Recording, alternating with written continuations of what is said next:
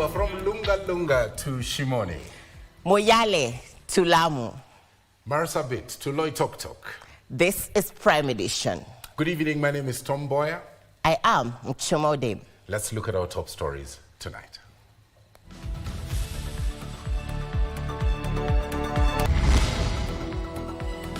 Abdi Mohammed replaces Twalib Mubarak at the helm of Ethics and Anti-Corruption Commission, pledging to decisively deal with corruption.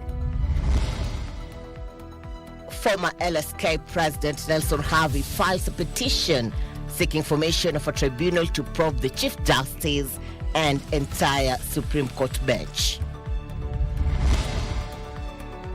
The story of Levi Kabasa, a visually impaired candidate who scored an A in the 2024 KCSE exam.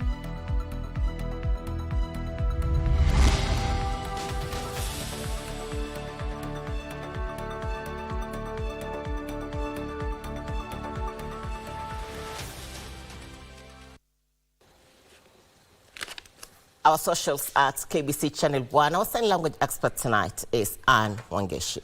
What are the stories you care about? Speak to us on those social platforms. Let's open this coverage with our lead story now. Chief Justice Martha Koome is tonight firmly declaring that she will not resign. The statement comes hot on the heels of a petition filed by former Law Society of Kenya President Nelson Harvey, seeking her removal from office along with 6 Supreme Court judges. In a petition filed Monday, Harvey wants President William Samoei Ruto to form a tribunal to probe the conduct of Martha Koome-led bench, citing gross misconduct, misbehavior, and also other serious allegations. Here is our reporter Abdi Aziz Hashim with more on the new legal battlefront facing the Supreme Court judges. Chief Justice Martha Koome and the 6 Supreme Court judges find themselves on the receiving end. This issue of judges taking bribe on a daily basis, on every case they handle, I mean, this is something that has snowballed in the last 10 years. Yes. And that is why people are losing their property. And that's why we've been emphatic. We'll go for all these judges, and will go for the commissioners of the Judicial Service Commission who do not want to do the work. This is after former LSK President Nelson Harvey moved to file a petition seeking her removal from office alongside Deputy Chief Justice Philomena Mwilu, Justices Mohamed Ibrahim, Smoky Nwanjala, Njoki Ndugu, Isaac Lenaola, and William Ouko, citing integrity queries. Harvey, in a 253-page petition, accuses the Koome-led bench of gross misconduct and misbehavior. Further, in the affidavit, Harvey has faulted the Chief Justice for allegedly lacking in leadership and failing to provide direction in the judiciary. Harvey also referred to a 2022 contempt of court ruling in which he, alongside his assisting counsel Esther Angawa and fellow senior counsel Ahmed Nasir Abdullahi, were convicted. On March 31st, 2022, the 7 judges of the Supreme Court of Kenya, acting through the CJ Koome, resolved that Ahmed Nasir Abdullahi and Nelson Harvey will not appear before them. However, in a quick rejoinder, Chief Justice Martha Koome has stated that she is not ready to throw in the towel. Judicial Service Commission is no longer an option because Martha has made it, a club that protects judges. That is why we are looking for now evidence. That is now we will go frontal attack on the judiciary because, I mean, we can't get justice through the Judicial Service Commission. We must have the Chief Justice resign. Why do we say so? Because the Chief Justice is the head of the Judicial Service Commission. She chairs the Judicial Service Commission's function. She has evidence of judges who are corrupt, but she's not doing anything. You asked me whether I would resign. I would also ask you, why would I resign? I have a tenure. I was appointed to serve for a tenure, and you have not given me reasons why you would want me to resign. Further, she revealed she was yet to see the contest of the petition filed before the Judicial Service Commission, in which she chairs. I'm actually not aware of the petition that has been brought to the JSC for my removal and the removal of the entire commission. I don't know when it was brought. We had a meeting of the commission on the 7th of January, and it was not tabled before us. Perhaps it's still on the way. This comes as the Ethics and Anti-Corruption Commission EACC shared its findings with comment in regards to corruption within the judiciary. To come and assist them to deal with issues of corruption that might be existing in the judiciary. And we had already done what we call corruption assessment and gave them a report, which this morning the Chief Justice shared with us the progress that they have made, some of the things that they are doing. I understand there are many brokers out there who broker for magistrates and for judges. Even if they are not brokers and the judges and magistrates are brokering for themselves, we want to bring this to an end. Kome had earlier called on the anti-graft and newly appointed CEO Abdi Mohamud to tackle the problem of graft within the judiciary. Harvey has urged the JSC to recommend to President William Ruto to form a tribunal to investigate the conduct of the 7 Supreme Court judges to have them forced out of office. From the Supreme petition to graft. And EACC CEO Abdi Mohamud, that is the Ethics and Anti-Corruption Commission chairperson, has pledged to deal with cases of graft decisively and ensure any proceeds of graft are recovered and returned to the state. To the state, that's right. Mohamud, who takes over from the anti-graft boss following the exit of Twalib Mubarak, made the remarks during his swearing-in ceremony presided over by the Chief Justice Martha Koome. Further, he pledged to ensure that during his 6-year tenure, he will ensure the commission upholds its integrity as well as tackles the challenge of bribery along the roads.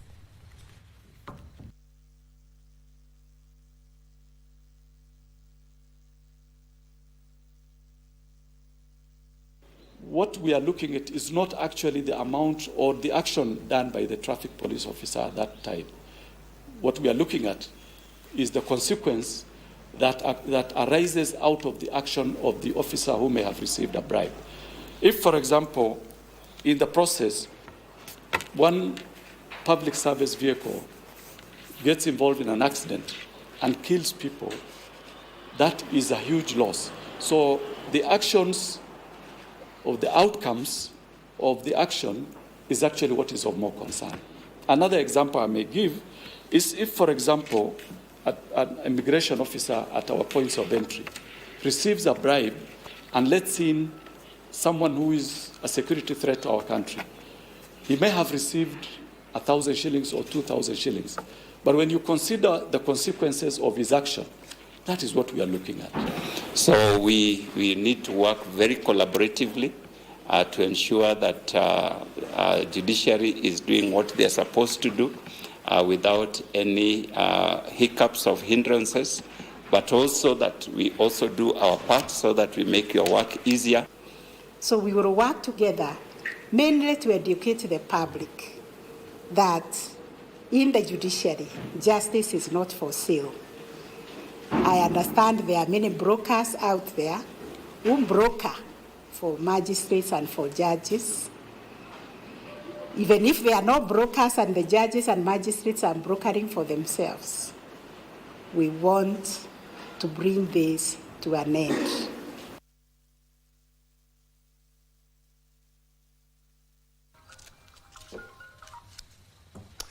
Now, visually impaired students at Thika School for the Blind beat all odds to emerge among the best students in the recently released 2024 Kenya Certificate of Secondary Education after scoring a straight A in the exams. Meanwhile, Mohammed Abdikadir from Isili High School emerged top after scoring an A-, the highest grade that the school has recorded in 8 years.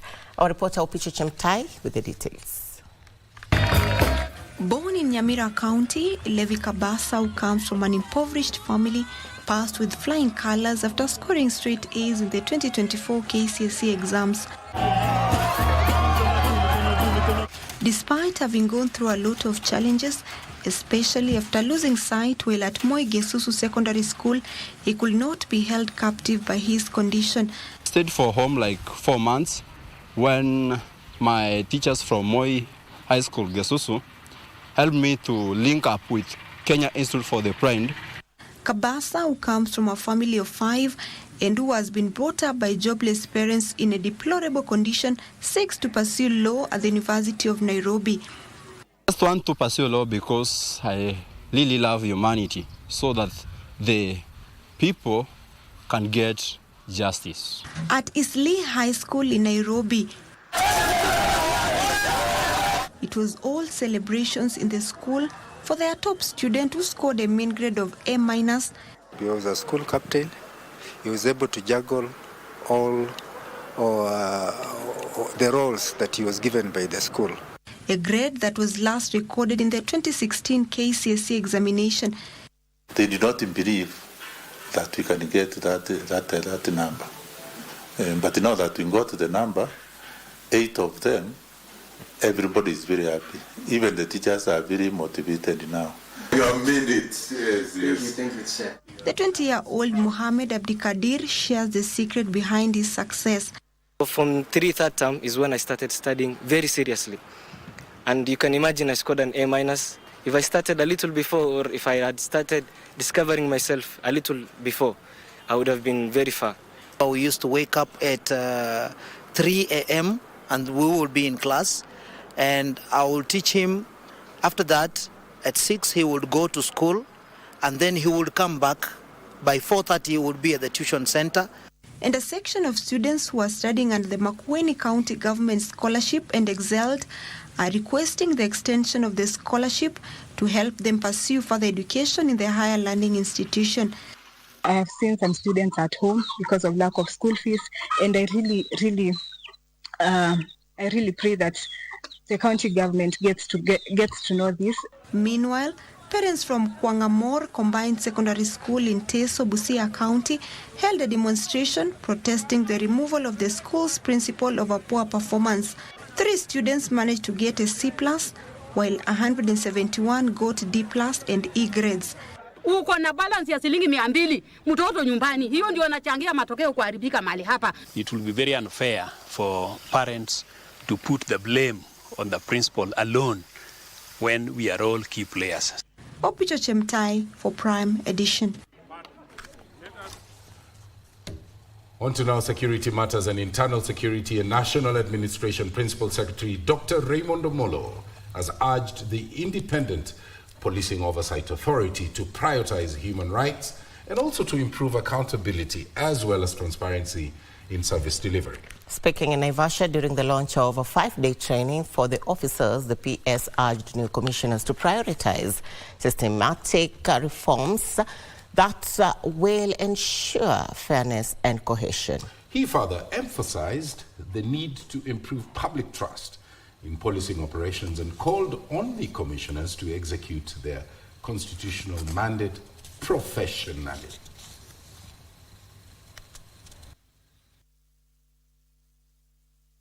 And as the new members of the board, you now carry the profound responsibility of ensuring that policing in Kenya adheres to the highest standards of accountability and respect for human rights and dignity.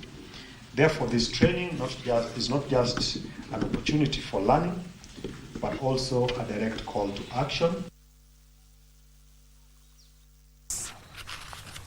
All right, a section of human rights defenders led by Amnesty International has faulted the Kenyan government for applying what they term transnational repression after the alleged abduction of the Tanzania-based journalist Maria Sarungi.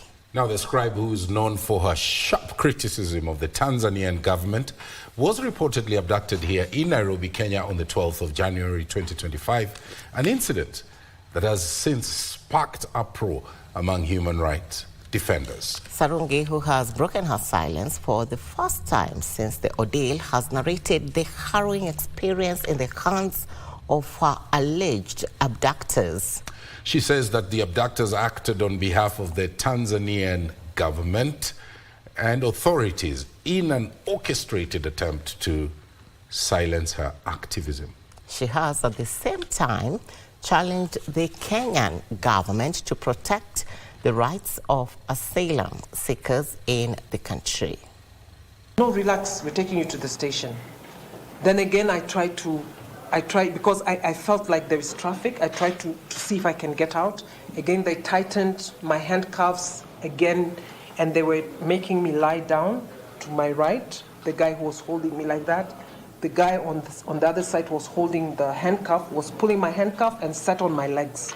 So I was begging them, don't sit on my leg because now you're hurting me and my back. After that, I remember that we were going more, and eventually what they were saying was that they're going to release me, but I must not look back. I cannot look at the car once they remove it, and I have to wait until I hear the car disappear. So I walked until I got to what looked like a main road, and I judged from the vehicles that the vehicles were coming from that side. So I decided that's probably where a lot of people are. Those people who come across trying to abduct us and trying to harm us across the borders should not be given any leeway. There should be a very intensive crackdown on the borders to ensure that these kind of security exchanges don't happen. When foreign nationals do not feel protected, they don't feel secure in this country, then this is really dangerous. And that's the story that brings us to our first break here on Prime Edition. When we return, we have lots more also in the world of business and sports with the detail and clarity you deserve. That's right. Do stay with us.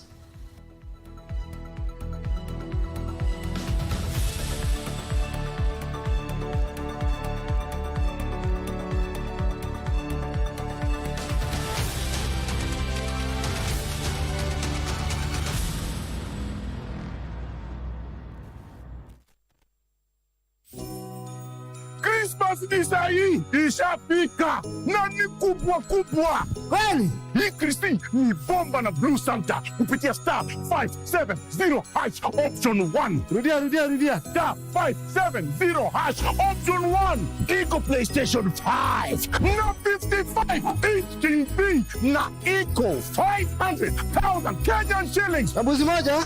Nambuzi 1 million Kenyan shillings na Samsung S24 Ultra. Nambuzi moja? Iko 2 million Kenyan shillings na iPhone 16 Pro Max. Nambuzi mbili? Blue Santa amekuja na zawadi kibao. Nani kubwa Hapa kuna ndogo. Hapa Christmas ni bomba.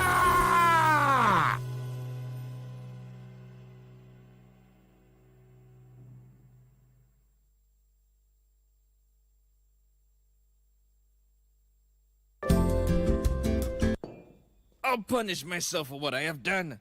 I'm wrong. You won't be able to do anything. You won't be happy without me. Do you know that? It takes so much time. It is not easy to get a girlfriend. Be patient. Can you do that? One thing in my head.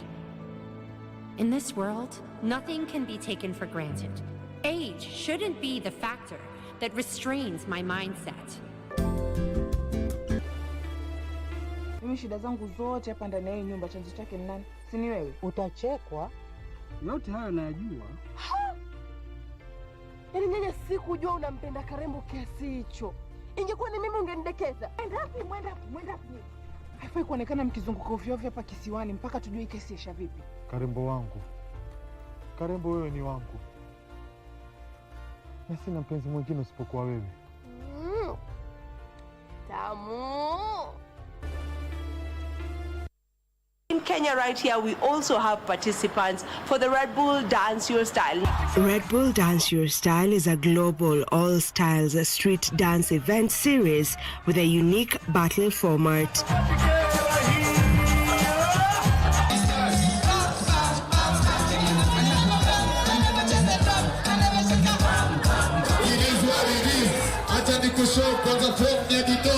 and has been ill all along. Unfortunately, he died in December, and he was laid to rest over the weekend.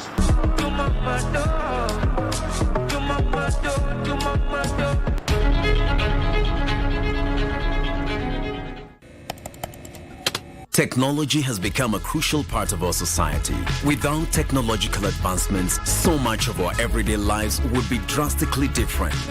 As technology develops, it strives to fulfill the changing needs of society. This means that technology exists to help us achieve the things that we wouldn't be able to achieve without it. Take on Tech looks at the advantages and downside of technological innovation in a world that is becoming increasingly dependent on new digital technologies. Every Monday at 10:30 p.m.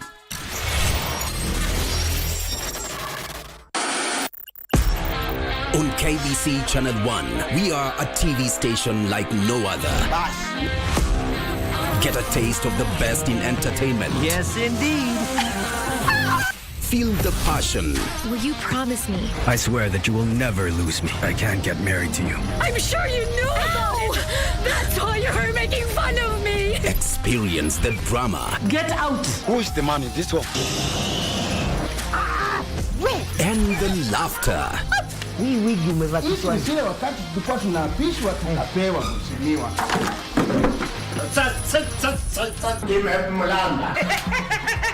Move to the beat.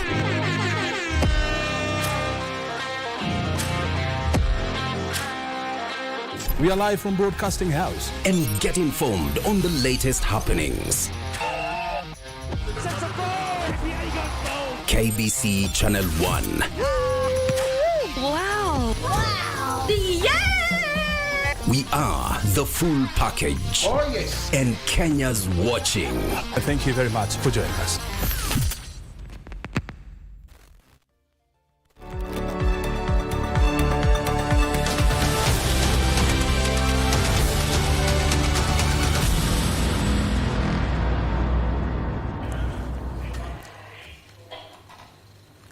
Welcome back. Our socials at KBC Channel 1 continue talking to us on our Monday conversation. Tom, on to education matters. That's right, and President William Ruto says that government will educate, mentor and support children.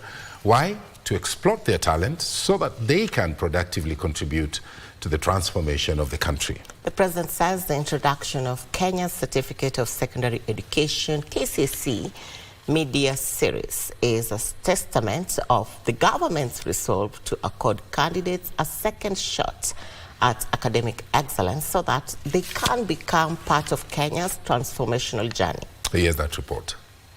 And of the Holy Spirit. Amen. Ngando, Dagoretti South, Nairobi County.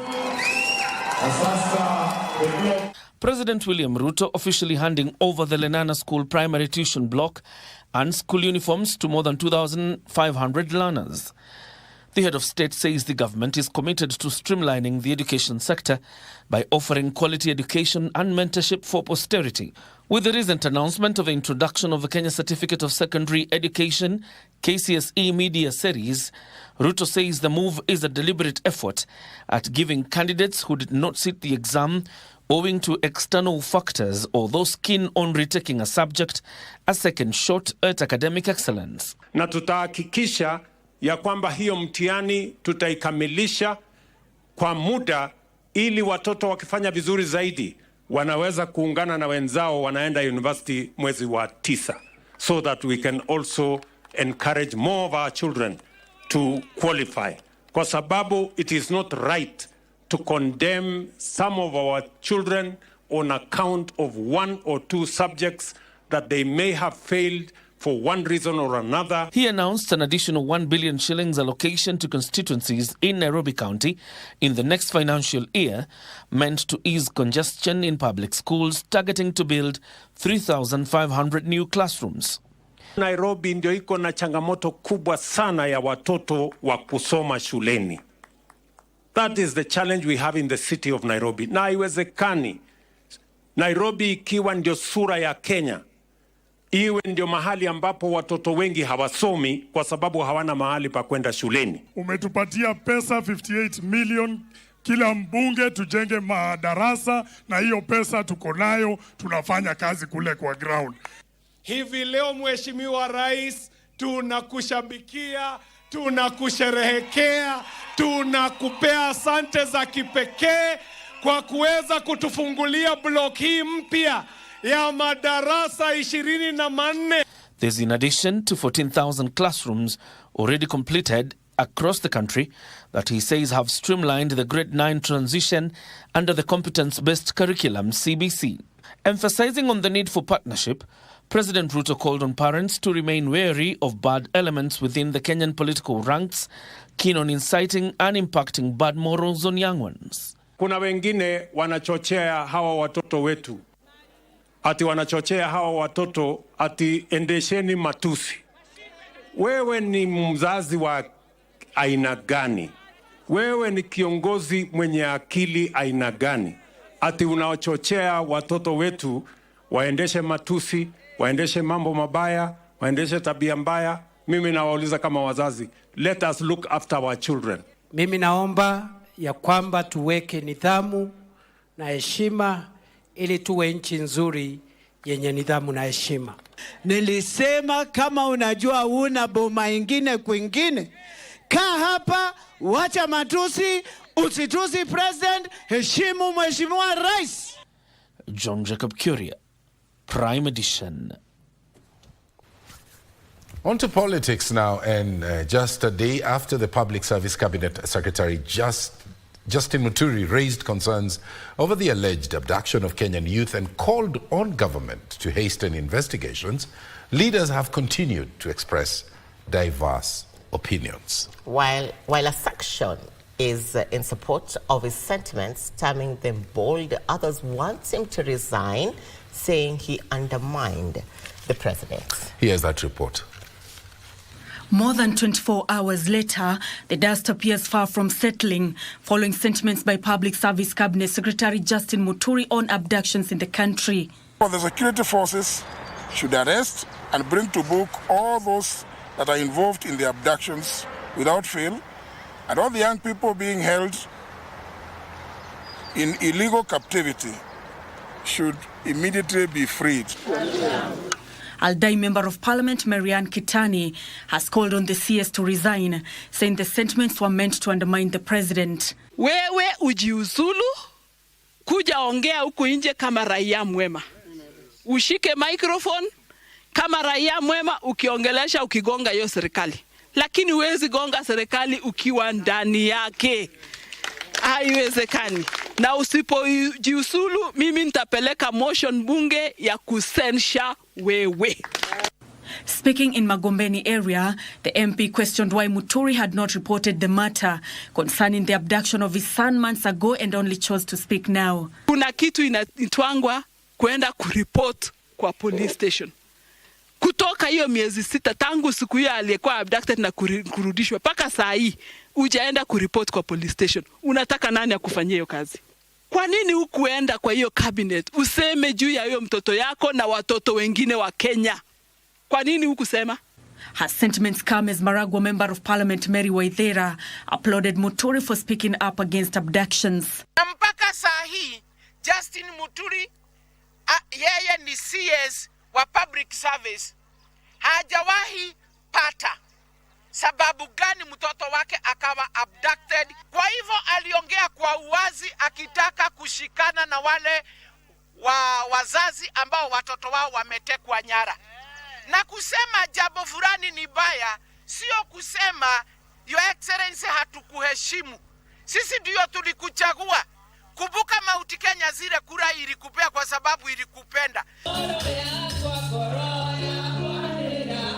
And speaking separately in Ituru village, Gatundu South, during a funeral service, former Interior Cabinet Secretary Dr. Fred Matiang'i called on Kenyans to embrace peace and sobriety and listen to the voice of the church. Shida zetu ama our challenges do not distinguish between which part of the country you come from, which tribe you belong to, where do you go to church, and so on and so forth. Ama namna gani?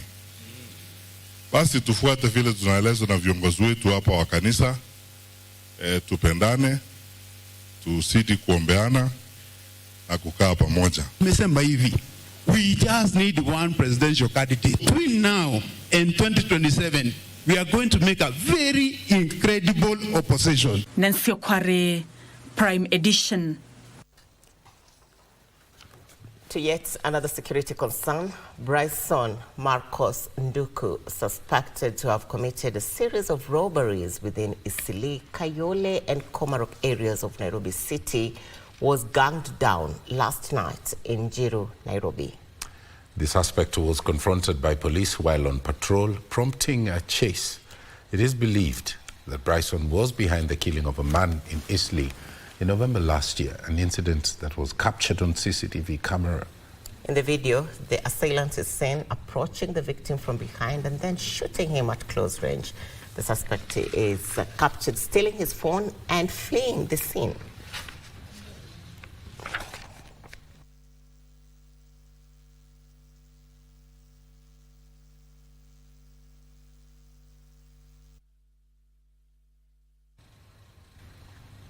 Residents of Kauka Silale village that's in Nyahururu, Laikipia County, took to the streets to protest the death of a 54-year-old man reported to have been trampled to death by an elephant. The irate residents are demanding the government completes the process of erecting an electric fence around the South Marmanet forest. The jumbo is said to have strayed from the forest and attacked the man, leading to his unfortunate death. Khalid Abdullahi compiled this report. From Kauka Silale village in Nyahururu sub-county, Laikipia County, irate residents blocked the Nyahururu-Rumuruti roads, protesting the death of a 54-year-old man who was reported to have been attacked and killed by a stray elephant. Tulisikia kitu ikipiga nyumba, tukasema tukafikiria ni mwizi amekuja, alafu mwizi kutoka akakuta ndovu hapo nyuma ya hii kitu, ikamfuruta na kaenda naye pale kwa barabara, ndio akamuulia huko. Residents are raising concerns over the increased invasion by wild animals from the nearby Marmanet forest, causing them losses as crops are destroyed, persons injured and lives lost. Imekuwa kilio miaka nenda miaka rudi. Tutuondolee hii ndovu ama tuwekee rogiri. Ndovu kuuliwa na serikali inakuja haraka. Na pesa serikali bado kutoa pesa. Kukuja sasa kupungia sisi ndovu. Sasa tunataka haki yetu ipatikane. Sisi ni wanani kila siku? Mandovu inakuja mpaka kwa mulango. Tutakaa wapi? Tunauliza waziri wa wanyama. Tutakaa wapi? They now want officers from the Kenya Wildlife Service to come to their rescue and fast-track the process of erecting an electric fence on the remaining 26 kilometers surrounding the forest. Swali yetu ni kuweka ua katika South Marmanet. Na tulipeana kilomita 20. Pali ambayo hakuna dispute. Kutoka hapa Kauka iende mpaka pale makaburi pale Siberia.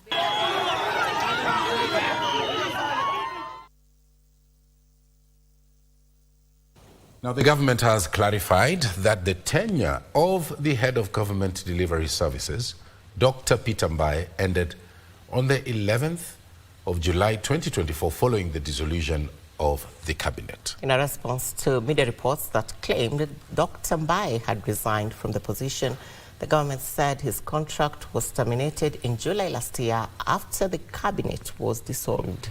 Now, the statement from the government delivery unit further clarifies that Mboya's tenure at GDU was tied to the portfolio of the then Cabinet Secretary for Public Service, as well as performance and delivery management, Moses Kuria. The statement, however, says that a formal communication to end his contract was communicated to him on 24th of July 2024, and his dues were paid accordingly. Mboya, according to media reports, says that he resigned due to work frustrations.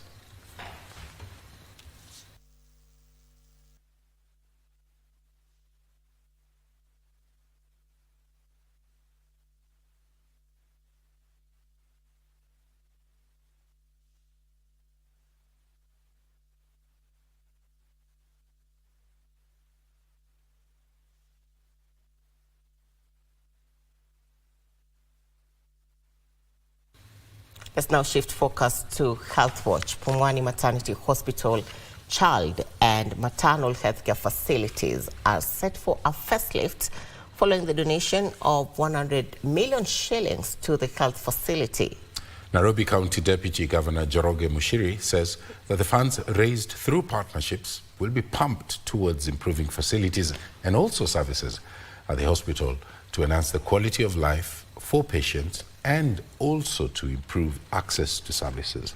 Rotary International President Stephanie Acheka, who is in the country to celebrate the organization's centenary, was at the hospital where he emphasized the need to support vulnerable populations. And he also pledged to work with the health facility to procure a mobile blood donation van to support staff capacity building and also to train community health promoters.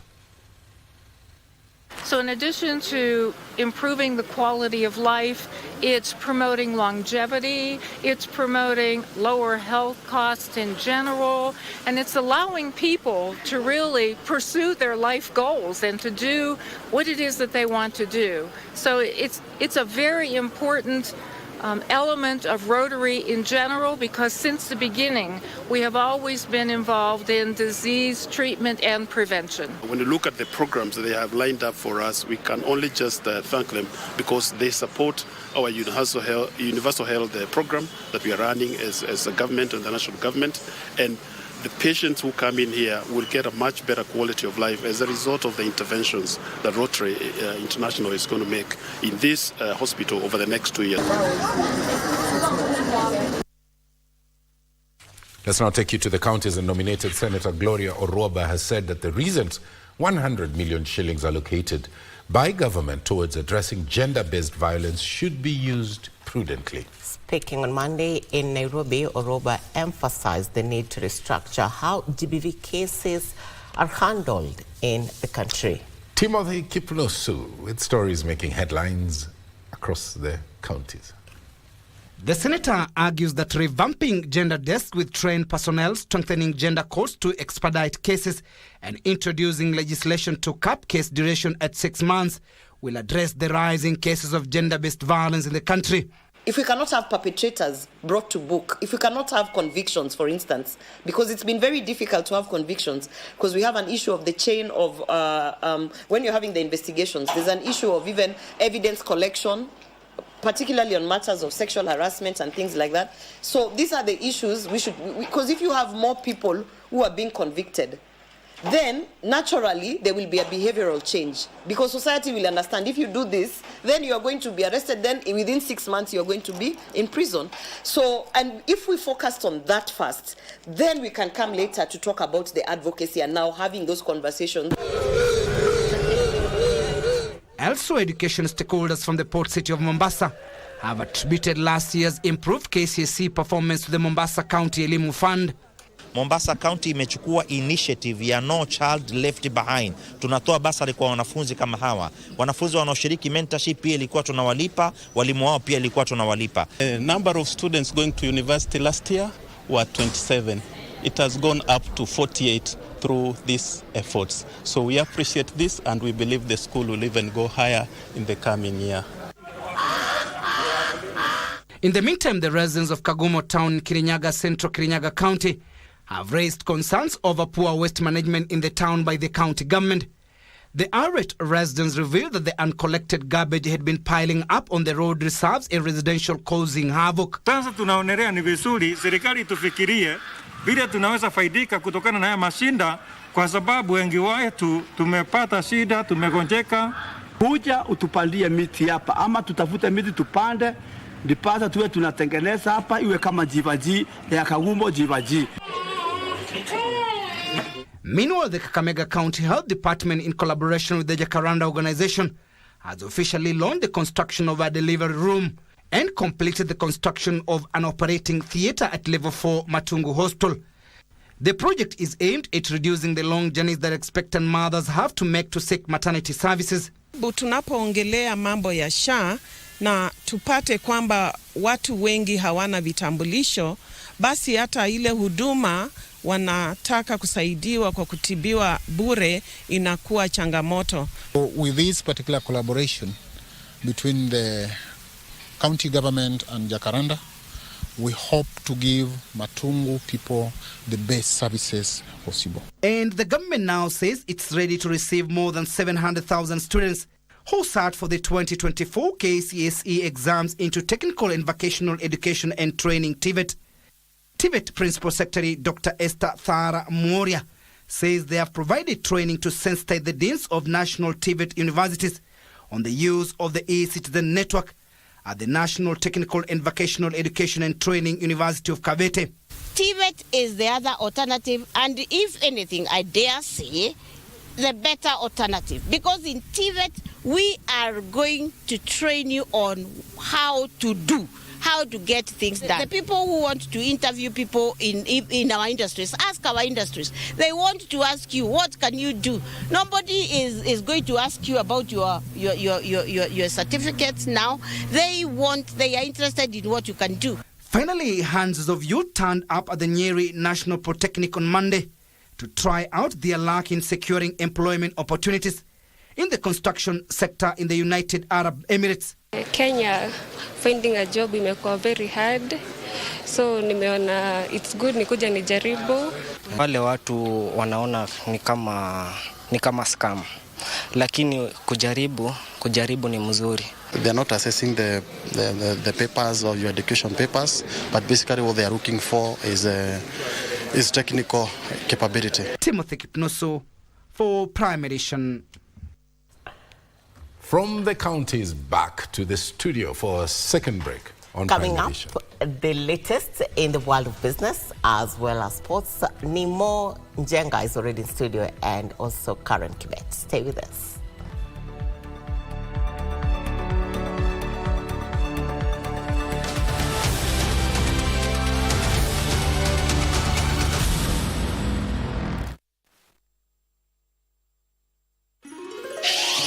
Star 570 hash.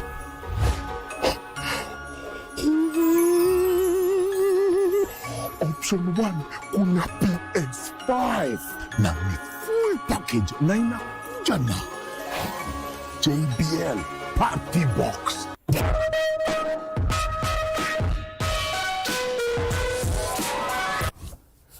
Hiyo boom experience pia iko.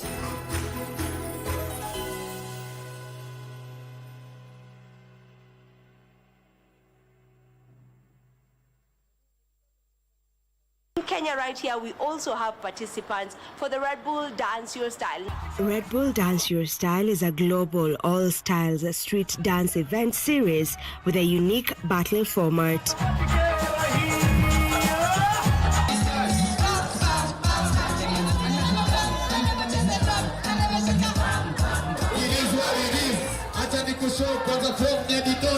And has been ill all along. Unfortunately, he died in December, and he was laid to rest over the weekend. I never heard the music so sweet. I repeat. Wagwan, me brethren, big things are going. Remember, each and every Monday we have to shell down the place with nothing but the best of smooth wave the vibes in your favorite station. You know these things, man. Alafu kila Tuesday, kata simu tupo side giving you Kenyan music from the 254. And of course, you can spice up your Wednesday by enjoying blazing hot hip-hop and R&B jams. We don't got no label. She said she want bottles. Vibes and vibes as we go all across Africa, Kenya, Nigeria, Ghana, all the way to Tanzania to give you nothing but the best on Afro Thursday. Make sure you make a date with us each and every single Friday with me, DJ_Liza Diva, DJ Cold, and me, Wanjiko. This is Club One Extra. Unanifanya nisikie kunyongwa Hadija ai Nani especially ukisonga I'll punish myself for what I have done. I'm wrong. You won't be able to do anything. You won't be happy without me. Do you know that? It takes so much time. It is not easy to get a girlfriend. Be patient. Can you do that? One thing in my head. In this world, nothing can be taken for granted. Age shouldn't be the factor that restrains my mindset.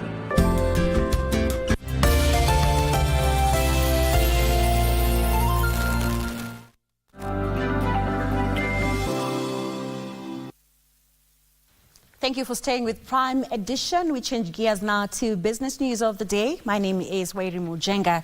At least 6 county aggregation and industrial parks will be commissioned by the end of 2025 if the national and county governments manage to iron out challenges in marketing, production and policy gaps.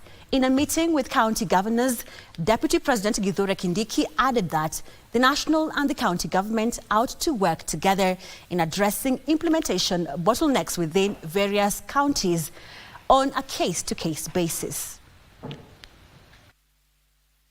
So far, according to the data from the Ministry of Trade and Investments, shows that so far 4.7 billion shillings has been allocated towards the implementation of county aggregation and industrial parks, which are underway in 14 counties. The project has faced some challenges in marketing, production and policy changes. And then there are market issues, and some of them have policy implications, where national governments will require to make certain policy decisions. However, Deputy President Kithure Kindiki says that the government is consequently working on project coordination, monitoring and county support in the upcoming phases of KIPE's implementation. We can, between the national government and county government, go to the field and address the completion and other issues on a KIPE by KIPE basis to make sure that by the time the KIPE is commissioned, it is operational and it gives the value that was intended to be given. The Ministry of Trade and Investment projects implementation in 3 phases over 2 years. The first phase targeting 14 of the 47 counties, while the second phase targeting 26 counties, and the last phase handling the remaining 7 counties. Alanauko, Prime Edition.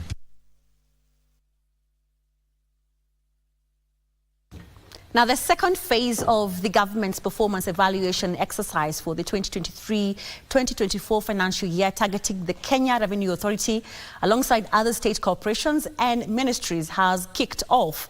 Deputy Chief of Staff in charge of Performance and Delivery Management at the Office of the President, Eliud Owalo, stated that the evaluation exercise at the agency seeks to enhance revenue collection by broadening of the tax base and streamlining of facilitation of returns, among others.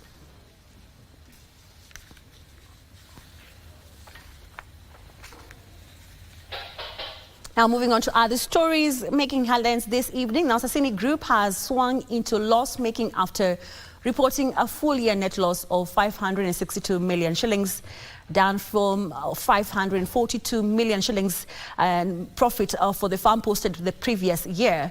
Now, Sasini Group attributes the loss, which represents a year-on-year drop of 203.7% to depressed commodity price of their key commodities in the international market and increased cost of production due to costlier farm inputs and electricity.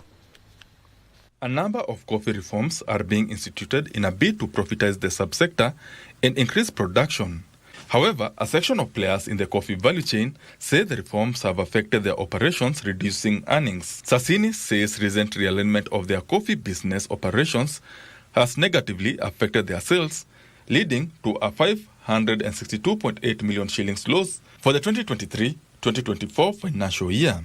The group's management say the geopolitics issue in the Middle East also affected their sales as the firm struggled with the closure of the Suez Canal. The closure of the Suez Canal delayed shipments to the European market, resulting in reduced quality of perishable commodities like the avocado, hence affecting the crop's price in the markets. Prices of macadamia and tea, the firm's key export commodities, reduced considerably due to market distortion. For macadamia, the prices were affected by the recession in the US, one of Kakuzi's key macadamia markets. Sasini says the cost of production due to high cost of power and fertilizer, as well as below average production of their 4 key commodities, also ate into their margins. Sasini shareholders will not receive dividends for the previous financial year as profits dipped. Meanwhile, the board of Limuru Tea PLC has informed its shareholders that the company is expected to record a decline of more than 25% in profit tax for the financial year ended 31st December 2024. The firm attributed the decline to high operational costs driven by rising labor costs and the adverse market conditions.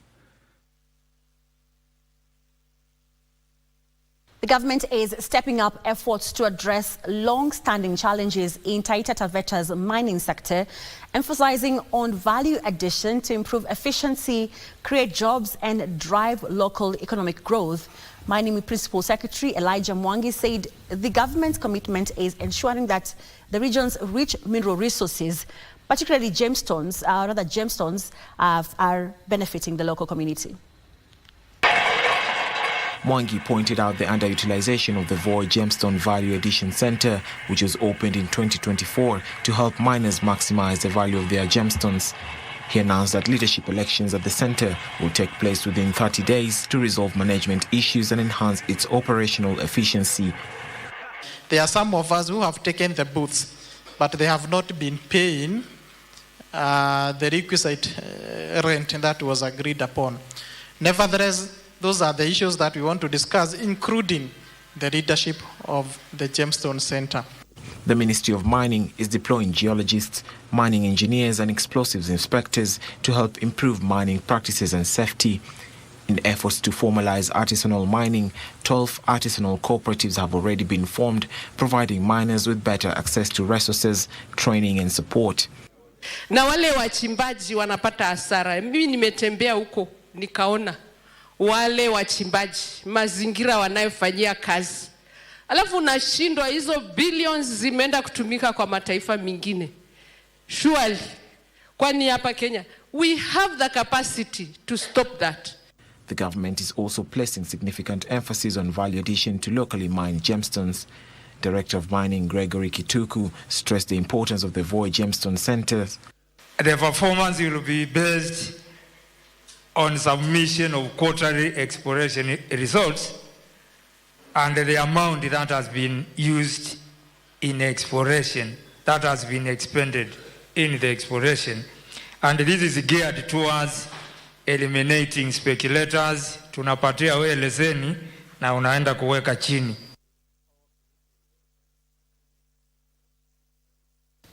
The second phase of the government's performance evaluation exercise for the 2023-2024 financial year, targeting the Kenya Revenue Authority alongside other state corporations and ministries, has kicked off.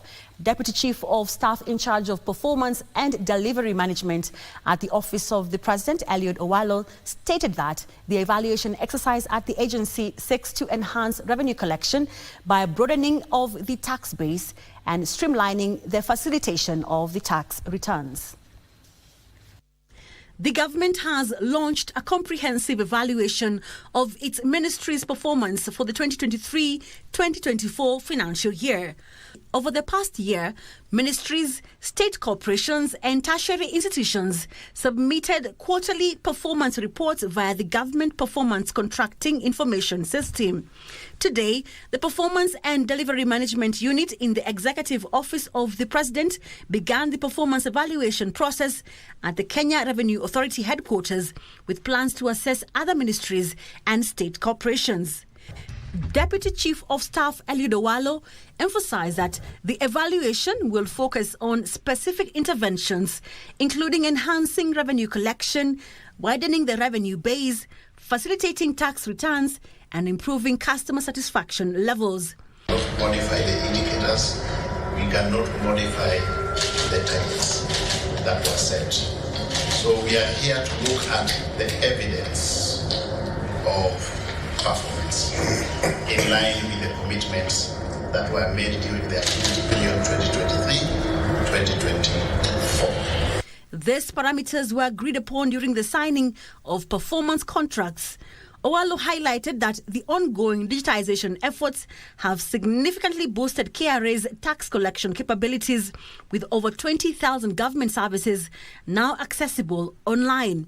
In line with the government's overall objective of enhancing the level of domestic revenue, that largely those targets and indicators were met.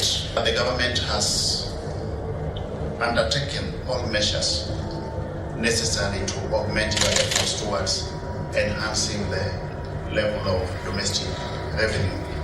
The KRA Commissioner General Humphrey Watanga reported notable achievements, revealing that KRA collected 2.4 trillion shillings in 2023, a remarkable 11.1% increase from 2.16 trillion shillings collected in 2022.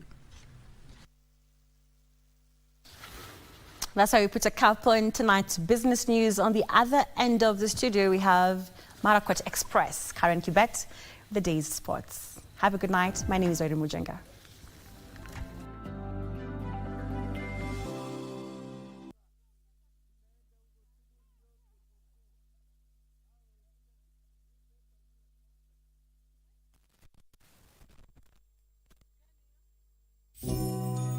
Christmas ni sahi ishafika na ni kubwa.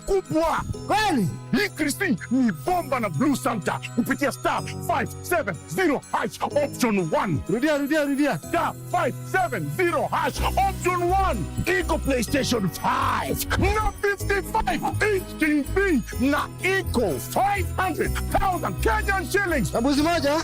Nambuzi. 1 million Kenyan shillings na Samsung S24 Ultra. Nambuzi moja? Iko 2 million Kenyan shillings na iPhone 16 Pro Max. Nambuzi mbili? Blue Santa amekuja na zawadi kibao. Nani kubwa. Hapa kuna ndogo. Hapa Christmas ni bomba.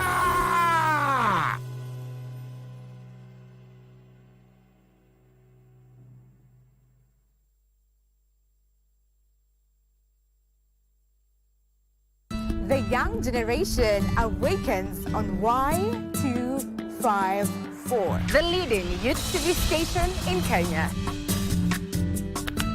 We treat you to current affairs, entrepreneurship, health, and human interest conversations.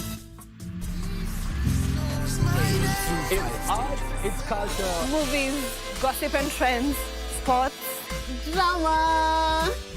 We bring you a vibe like no other, straight to your living room. To keep you informed, inspired, entertained, and most of all, refreshed.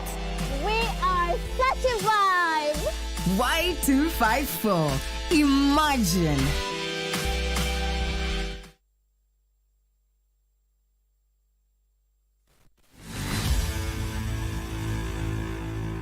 A very good evening to you. Welcome back to KBC Prime Edition. My name is Karen Kibet. Happy New Year.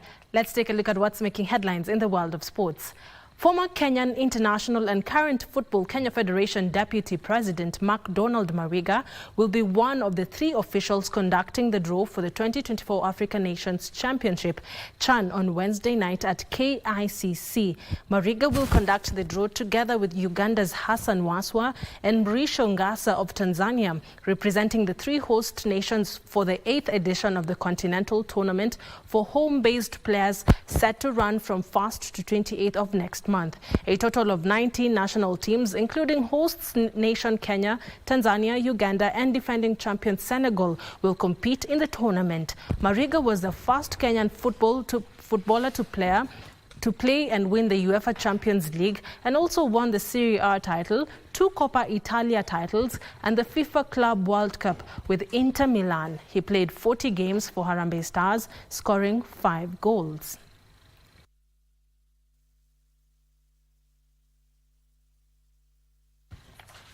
Moving on, the Kenya national rugby sevens team will play New Zealand in their opening match of the Perth Sevens, which is the 3rd leg of the HSBC Sevens World Series later this month. The Perth Sevens will be held from 24th to 26th of this month. The Kenya national rugby sevens team will head to Australia later this month for the Perth Sevens, which is the 3rd leg of the HSBC Sevens World Series. Wakesa off his bootlaces. Wakesa stumbling and scoring. That does it. That's the ball game.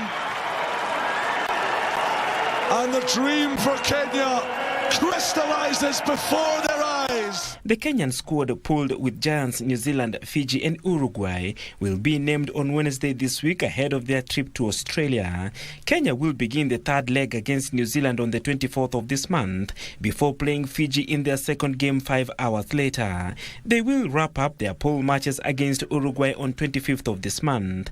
After the first two legs held late last year in Dubai and Cape Town, Kenya are 9th on the series table with just 11 points, 1 point behind 8th placed Australia and a massive 25 points behind leaders Fiji. He has left them trailing in his wake. Oh, the Kenyans are back. There are so many reasons why Kenya should be back on the World Series, and one of them is definitely their try-scoring celebrations. No matter how much they're feeling the pressure, they've always got a time for the love of the game. After the Perth Sevens, the teams will return home to prepare for the fourth leg set for Vancouver in late February and then the Hong Kong Sevens in March.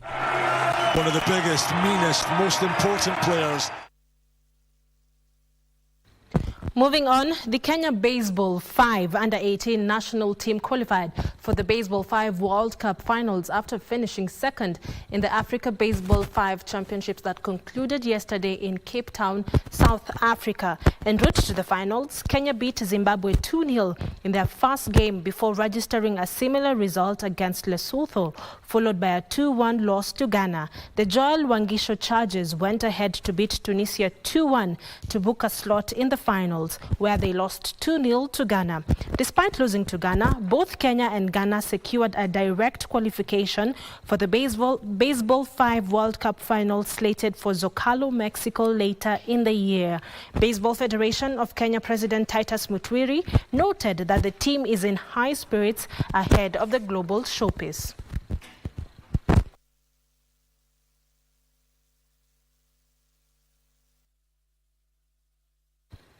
Moving on, Novak Djokovic came from a set down to win his opening round Australian Open match, his first victory with three-time Grand Slam champion Andy Murray in his coaching box. The Serb beat 19-year-old American Nishesh 4-6, 6-3, 6-4, 6-2.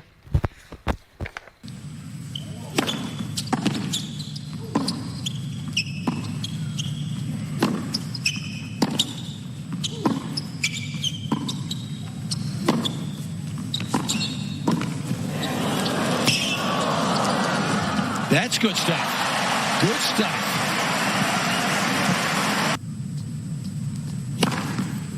Game, set the net, Djokovic. Resets to 1. 4-6, 6-3, 6-4. Djokovic does. And he's hit some nice winners already there.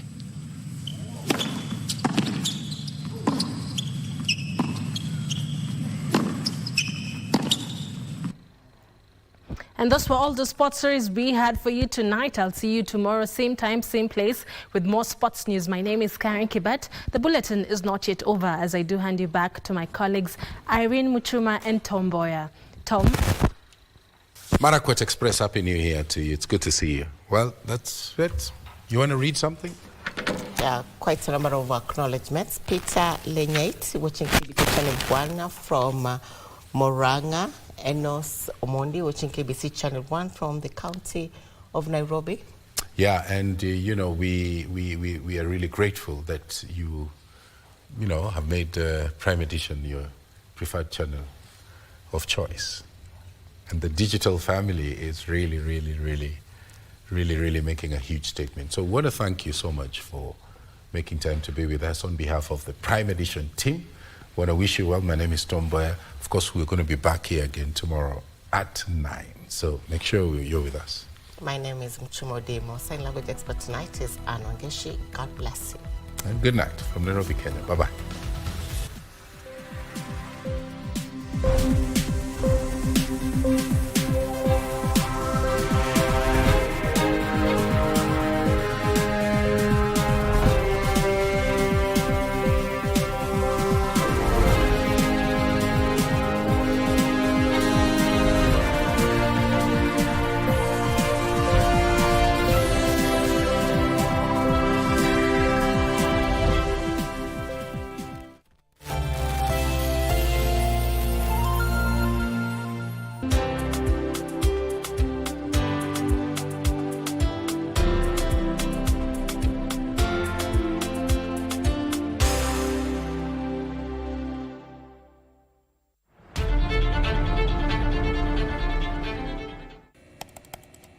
Technology has become a crucial part of our society. Without technological advancements, so much of our everyday lives would be drastically different. As technology develops, it strives to fulfill the changing needs of society. This means that technology exists to help us achieve the things that we wouldn't be able to achieve without it. Take on Tech looks at the advantages and downside of technological innovation in a world that is becoming increasingly dependent on new digital technologies. Every Monday at 10:30 p.m.